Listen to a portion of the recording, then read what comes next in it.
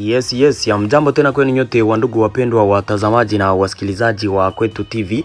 Nyote kwa ujumla mnaoendelea kuzifuata habari zetu mbichi za kila siku na kila wakati mkiwa mbali na karibu, tunawasalimia. Wale mnaotufuata mkiwa Marekani, Ulaya na Afrika, salamu zetu ziwafikie kabisa. Tunawatakia tena siku njema ya leo mardi le 28 Avril 2026 na tunawakaribisha kwa mara nyingine ndani ya habari zetu za siku ya leo. Kama kawaida tumewaletea habari kuhusu hali ya kiusalama mashariki mwa nchi ya Kongo pamoja na taarifa mbalimbali tena tofauti zinazosemekana nchini Kongo. Habari tunazowaletea ni taarifa za kweli kutoka kwenye uwanja wa vita wa maeneo tofauti, na habari zetu tutazianzia katika mji wa Uvira kwenye kulikuwa kumeandaliwa reunion siku ya leo. Wa depute wangelifanya reunion katika mji wa Uvira leo kwa ajili ya kuanza kukritike ile uongozi ya Jacques Purusi, governor wa Sud Kivu, na kufanya uchaguzi wa kuona kama anaweza akafutwa kazi. Ile reunion haikufanyika kutokana na maamuzi ya gouvernement ya Kongo. Tutawaambia mengi kuhusu hayo. Tumewaletea taarifa mingi. Muituri mapigano yalizuka upya kabisa asubuhi ya leo ndani ya position za FARDC. Waasi wa CRP wa Thomas Lubanga walifanya atake kali mweneo ya Pimbo, na raia kabisa wakalazimika kuhama makazi yao kutokana na milipuko mikubwa ya silaha nzito na nyepesi ambayo ilikuwa ikisikika huko wakati wa mapigano hayo. Tutawaambia kuhusu ile vita kali na mpaka kwa sasa inaendelea. Tukiwa Muituri, kuna washinwa 11 ambao walikamatwa pamoja na wakongomani 3 walikamatwa kwa sababu walikuwa wakiexploiter illegalement kabisa maminere. Donc walikuwa wakifanya uchimbaji madini usiokubalika. Video iko pale. Governor wa Ituri yule Kashama Luboya alikuwa pale akiwa anataka kabisa kuwapinira wote kwa makosa walioyafanya.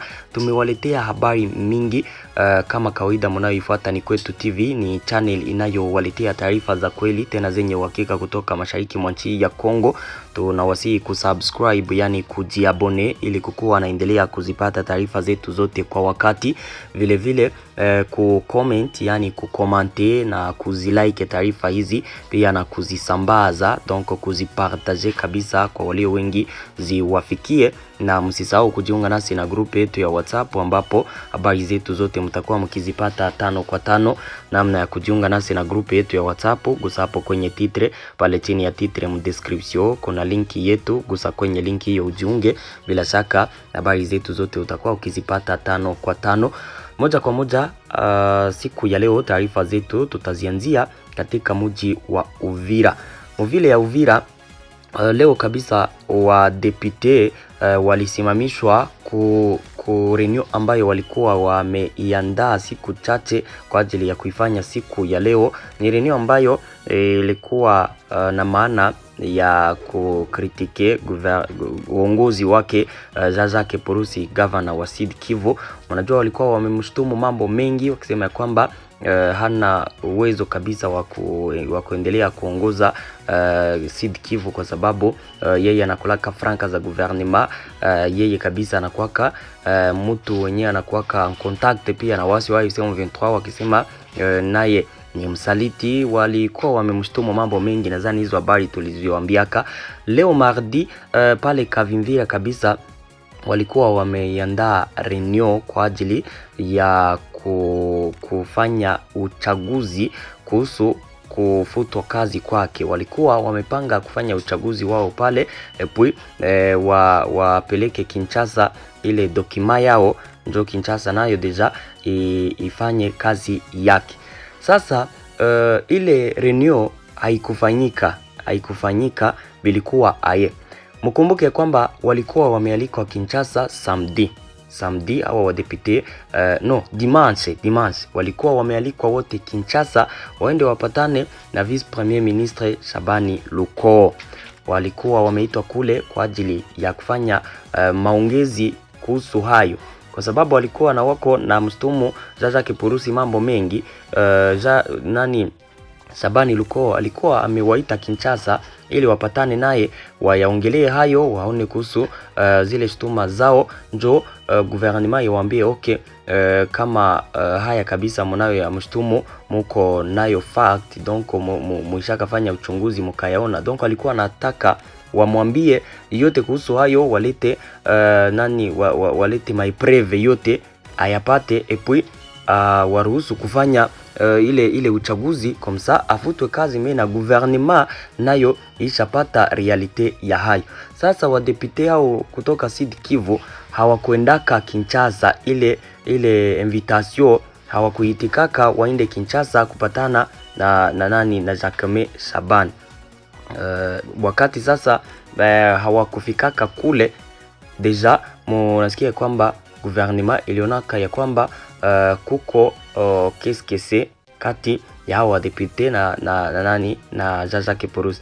Kama watu ambao walikuwa wamemshtumu mambo hayo yote deja walikuwa na maipreve kuyabeba tu Kinshasa, wanayaonesha gouvernement ipo wanarudia kufanya reunion yao, ilikuwa vitu rahisi, hawakwendaka kule kutokana sasa na ile kutoitika invitation ya Sabani Luko. Gouvernement njo sasa iliamua kusimamisha ile reunion pale Kavimvira. Wa depute waliamka eti wanaenda kufanya ile reunion. Wanajeshi wa FARDC pale walikuwa wameamka na walipewa ile mission, wakawasimamisha, sema ile reunion haitafanyika wakati wowote amujaenda Kinshasa kwanza kupatana na Sabani Luko, na ile reunion ikawa haikufanyika. Tuna zingine habari tunazo kutoka kwa ndani ambapo inawezekana kuna wadepute wenye walijikwense quelque part wakafanya ile reunion ambapo walianza kutangaza mambo mengi kuhusu Jacques Purusi. Hizo habari tuko nazo, watu wetu pale wanaendelea kutafuta kama watatuambia yote na video wazitupatie. Msijali kabisa, ndani ya habari zifuatazo tutakuja kuwaambia yote, tutakuwa na tumeyafahamu. Wakati wote walisimamishwa kufanyia ile reunion pale Kavimvira kwa ile biro yao, kuna wengine ambao walienda pembeni na wajournaliste kule wakasema yale ambayo walikuwa wameandaa kuyasema siku ya leo, ingali mauficho hawaja tia nje hayo yote walioyatangaza, na ekipe zetu kule ziko na ingia kwa ndani, tutawaambia hizo habari na yote ambayo waliyatangaza. Mnasikia wanapenda kabisa Jacques Purusi afutwe kazi, maipreve zote ambazo Kinshasa inataka kuzipata nao hawapendi wazipane, njo sasa na hata kufanya ile yote kiuficho wanaitangaza, wakati gouvernement haijaamua hayo, haijaona ipreve zote iseme okay, kama preve zote ziko na inaonekana ni kweli, atoke wakati hawajazipana. Wanasikia iko bure yenye wale wadepute wako nafanya. Nadhani ya kwamba pale tuko naindana 5 kwa 5. Tuendelee na habari zetu, tuwapeleke katika maeneo ya Kalingi Minembwe. Usiku kuliripotiwa bombardement tena, FARDC ile lance attaque ya drone ikuwa saa 7 usiku, ka bombarde tena maposition za AFC M23 kwa saa moja tu, puis ikarudia ni eneo ya Kalingi kwenye AFC M23 ina defense ngambo moja kote zinazoelekea Minembwe. FARDC na wazalendo nao wanaokipe parti ingine inayorudia nyuma pale. Ile defense ya AFC M23 walibombarde sana na drone. Après ile bombardement wakarudia. Habari tunazo ni ya kwamba usiku wakaji walisikwa na hofu na oga sana, wakakimbia nyumba zao wakaelekea msituni, njo kwenye walilala. Asubuhi njo kulikucha na wako narudia nyumba zao. Hali ya kiusalama katika maeneo ya Plateau de Fizi inaendelea kabisa kukua mbaya na kuzorota kutokana na maoperasyon za anga zinazoendelea kufanyika kule. Mara leo FARDC imewashambulia, mara kesho nao wametumikisha drone wameshambulia FARDC. Ile sasa inaacha vraiment hali ya kiusalama inaendelea kukua mbaya zaidi. Tuendelee na taarifa zetu, tuwapeleke moja kwa moja Ituri kwenye mashambulizi makali yalizuka upya siku ya leo kati ya FARDC na wasi wa CRP katika mungini wa Pimbo kwenye ni ataki ambayo ilifanywa na waasi ama wanamgambo wa CRP. Hali ya usalama bado inaendelea kukua tete kule Muituri. Shambulio kali la silaha asubuhi ya leo mapema liliripotiwa katika mji wa Pimbo. Hapa tuko kwenye route nationale 27 nambari ya kitaifa 27. Hapa ni 50 km na vile ya Bunia. Kulingana sasa na habari zetu tunazo kutoka pale, donc habari kutoka kwa vyanzo vyetu, vipengele vya mkataba wa mapinduzi ya watu CRP, hii ni groupe armée inayo ongozwa na Thomas Lubanga anayekuwa kule Uganda, vilijipenyeza usiku kutoka eneo la Lenga. Donc walikuja saa za usiku na wanatoka mweneo ya Lenga. Wakati walikuwa na mwile operasyon ya kujipenyeza maeneo yanayopatikana karibu na Pimbo, wapiganaji hawa walijiinstale katika vijiji kadhaa vinavyokuwa karibu na Pimbo, ikiwemo katika eneo la Bibasa pamoja na eneo la Lilo. Hapo tuko mu groupement ya Lona na Lodskipa pale njo kwenye walijiinstale. Tuko deja museferi ya Bahema Baperi, na pia kwenye walijiinstale ni Mayalibo pale, hapo ni museferi ya Mambisa. Na wakati walijiinstale pale walianza sasa kufanya ile ataki asubuhi mapema, wakaataki FARDC katika mngini wa Pimbo. Wakati sasa wa mapigano hayo kuliripotiwa vifo na majeruhi. Watu 6 walipoteza maisha yao, mkiwemo wanajeshi 3 wa FARDC pamoja na wanajeshi na wakaaji 3.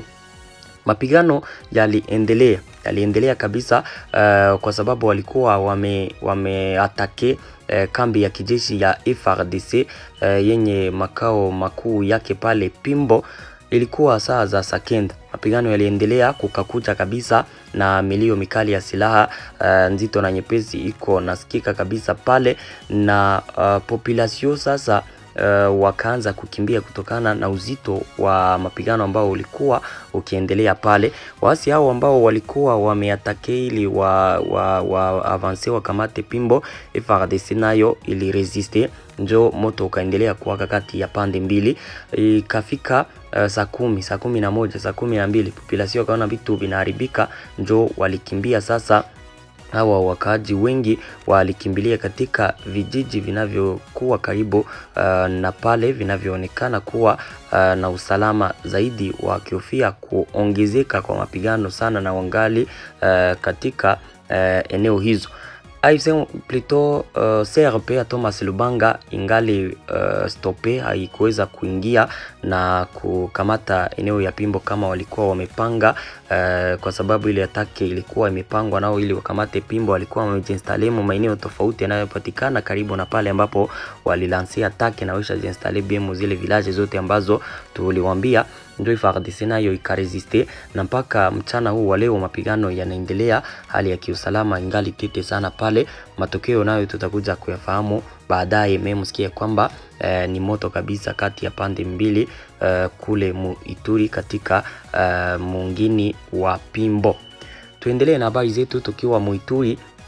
Washinwa 11 pamoja na wakongomani 3 siku ya jana walikuwa arete kabisa na FARDC. Donc wanajeshi wa FARDC kule ndio wenyewe waliwarete mu territoire ya Jugu. Hawa washinwa walikuwa arete kutokana na kufanya uchimbaji madini haramu, acha niseme vile, kwa sababu selo hizo selo habari tunazo kutoka kule, na video iko pale ambapo governor wa Ituri alikuwa akitangaza mengi kuhusu hao washinwa. Na pale sasa hawa washinwa wote wakati walikamatwa, gouverneur wa Ituri Luboya Nkashama alikuwa akiomba kabisa justice kwa ajili ya kupinire hawa wenye walijiinfiltrake kule mu masite miniere, wakaanza kukuwa wanafanya uchimbuzi haramu. Video ndio hiyo, muifuate. Il faut que ça cesse et je demande encore à notre justice. Je demande à notre justice de faire des investigations jusqu'au bout, que ça soit pour Aru et pour la situation de Nizi. Vous savez qu'hier, lorsqu'on a découvert ce groupe, à la sortie, la délégation n'était plus en sécurité. Parce que l'information qui venait, c'était qu'il y avait un groupe armé qui s'était déjà organisé pour les attaquer. Ça, c'est très grave. C'est très grave. Aussi, nous avons appris qu'on a retrouvé un militaire en état d'ébriété dans le site. Je voudrais aussi savoir qui est ce militaire et qui est son commandant, pour qu'ensemble ils soient punis. Donc, je réitère encore le message ici. Je vais suivre ces deux dossiers jusqu'au bout. Malheureusement, le procureur n'est pas là, mais je suivrai ce dossier jusqu'au bout pour qu'au moins ça soit un exemple. Nous avons été très larges. Vous savez que Nizi et Mabanga, c'était vraiment l'épicentre de l'insécurité. C'est là où il y avait les groupes armés. J'ai dû demander au chef de l'État commandant suprême qu'il y ait une résolution plus ou moins politique. Parce que, voilà, ces gens-là étaient là avant, ils étaient en train, n'est-ce pas, ils étaient dans une situation de guerre. Nous avons récupéré Nizi et Mabanga et nous avons donné des conseils pour que tout le monde se régularise. Hélas, hélas, hélas, on nous prend pour des naïfs et on continue le même jeu. Je crois que cette fois-ci, parce que vous avez été prévenus, cette fois-ci on va punir. Merci. Nadhani kwamba ile video umeifuata be na umeelewa mengi kuhusu hayo hapo. Sitaongea tena mengi, tuendelee na habari zetu. Tukiwa Muituri kule Mombasa, jeshi la Kongo lilitoa onyo kali kuhusu movement ya wakaaji ya wasitwaye zile movement anti Monisco. Mnajua Monisco kule Ituri watu wengi wanaipingaka. Kuna movement zinazo pinga Monisco, wakati Monisco kuna kwenye wako napanga operation, wakaaji wanapingana nao kabisa, hawatawapa njia. Kule population wanapinganaka na Monisco wakisema no Monisco. Ni mojawapo wa watu ambao wanaendelea kuacha usalama kidogo, wanaendelea wakiapuye magrupe arme kwa sababu kuapuye zile maminere ambazo watazikontrole. Monisco njo yenye inakulaka zile franka, na sasa inajifanya kama watu wa kuleta amani, na nyuma wao njo wenye wako na pana vifaa na chakula na apui yote inayohitajika kwa magrupe arme kule. Sasa kule kupingana na Monisco kuna movement za wakaji mingi zinazopingana na Monisco. Na mnakumbuka kule Mombasa siku chache ambazo zimepita, kuna siku Monisco ilikuwaka na iko natoka maeneo moja na inaelekea mu defense zao, wakaibloke kabisa, njia zote wakazifunga, wakaanza kufanya greve. Monisco wakakimbia, wakapita njia za misitu mpaka wakafika kwenye walienda. Hayo yakalaniwa sana na gouvernement ya Kongo. Leo sasa mu Assemblée nationale ya siku ya jana, gouvernement iliamua kabisa kuwapa onyo kuwapa onyo zile movement za kupingana na Monisco, ambapo wanasema ya kwamba Monisco kabisa ni walinda amani, hakuna tatizo nao, ifo wanawaacha kuifanya kazi yao. Au wakaji mie kabisa wako na rezo, kwa sababu Monisco wako pale tu kukula franka za bure, ni kulinda population wawezi. Na wakaji ndugu zangu kule ndio wenyewe wanatesekaka kucreate zile movement, c'est parce que wao ndio wenyewe wanachoka na operation za bongo za Monisco, wakiwa ndio wenyewe wanawasaidiaka wale wanamgambo wa ADF, wale wa Zaire, wale wa Kodeko. Sasa kule population inajikuta tu wanapewa ordre na gouvernement, mais realite gouvernement haipendi isikie kinachohitajika kule. Vraiment MONUSCO inapaswa kutoka, si kule tu, MONUSCO kote inapaswa kusimamishwa. Operation zao ni za bongo, ni vitu vinyetu gouvernement inafanyaka. Me ukiona kabisa matokeo ya kuwa MONUSCO iko Kongo, ndio maprobleme zenye zinakuwaka kule Muituri za magrupe arme ya mingi, na si Muituri tu, kote kwenye MONUSCO inakuwaka kunapendaka kuwa magrupe arme mingi yenye wana apu yake juu wa kule zile minere. Vraiment population ndio wenyewe wako nateseka sana kule. Tunaendelea na taarifa zetu kama kawaida. Tumewaletea kabisa habari mingi. Tuambie kuhusu General Major Dieudonné Mutupeke ambaye leo iko mprison ya Ndolo. Huyu generale siku ya jana kabisa ndipo habari zilisambaa kwamba naye hali yake haiko be, hali ya maisha yake haiko be. Anasema kwamba anagonjwa sana kabisa.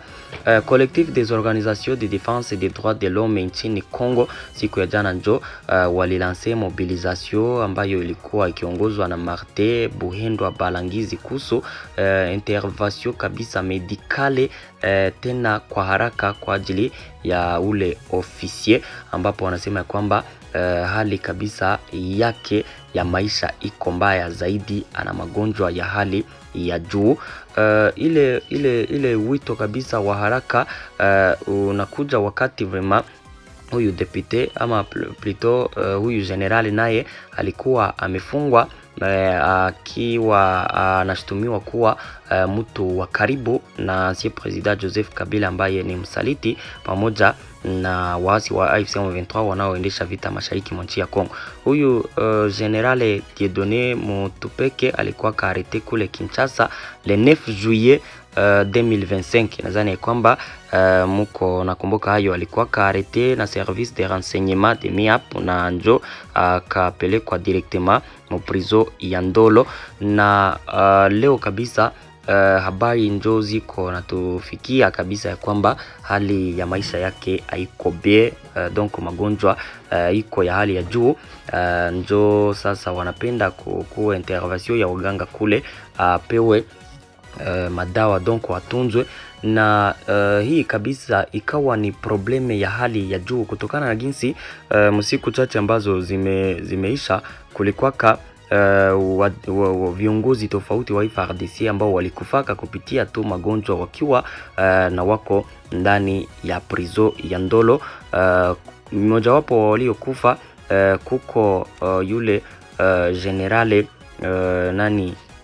yule generale Sikatende Shabani, yule ambaye alikufaka naye mu 2025 akawa alizikwa siku chache ambazo zimeisha. Kuko na General Sango Lumona naye alikufaka kupitia magonjwa na iko mu prison ya Ndolo. Hawa wote walifungwaka tu kwa makosa moja ya usaliti, na mnasikia kwamba iko probleme naye kesho yake anaweza akakufa. Na ile association ya collectif des organisations de défense des droits de l'homme nchini Kongo wanatoa wito kwa chef de l'etat president Felix Tshisekedi na vice premier ministre kwa ajili ya kukua na fuatilia kabisa maisha ya wafungwa wote ndani ya prison. Anasema kwamba kule mu prison kukwake kabisa waganga wa kukua na fuatilia hali ya maisha ya wafungwa, na kutokana na hayo wengi wanakufaka vile. Ndio sasa wako naona ya kwamba iko grave probleme, huyu general naye anaweza akakufa. Walitoa wito wa intervention rapide kabisa ya waganga, kama wataintervenir kumtunza tujajua. Wanasema kwamba kabisa hali ya maisha yake iko mbaya zaidi. Merci beaucoup. Hizo ndizo habari ambazo nilikuwa nimewaletea mchana wa leo. Nawashukuru sana na watakia siku njema pia, na Mungu awalinde. Tupatane tena ndani ya habari zetu za jioni ya leo, ambapo tutakuwa tukiwaambia kabisa mambo jinsi iko tena kwa ligne de fond na kuwapatia habari zingine tofauti. Merci beaucoup.